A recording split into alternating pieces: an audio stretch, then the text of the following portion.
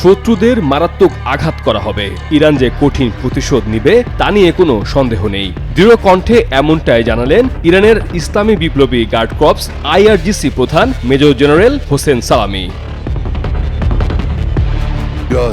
14 November দেয়া এক বক্তৃতায় এমনটাই হুঁশিয়ারি দিলেন IRGC প্রধান। IRGC প্রধান বলেন, শত্রুরা আমাদের প্রতিশোধের জন্য অপেক্ষা করুন। আমরা শেষ পর্যন্ত যুদ্ধ করব। মুসলমানদের উপর শত্রুদের আধিপত্য বিস্তার করতে দেব না।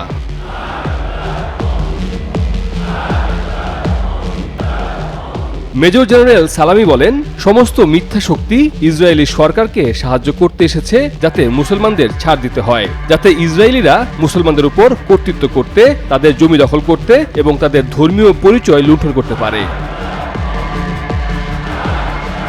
কিন্তু ইতিহাস বলে মুসলমানরা কখনো আত্মসমর্পণ করে না।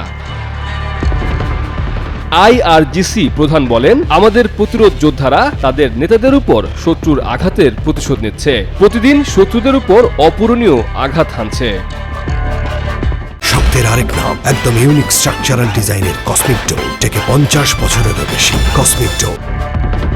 মেজর জেনারেল হোসেন সালামি বলেন, আজ আমরা আলো এবং অন্ধকারের মধ্যে সংঘর্ষ প্রত্যক্ষ করছি। আমাদের শত্রুরা হলো অন্ধকার এবং মিথ্যা।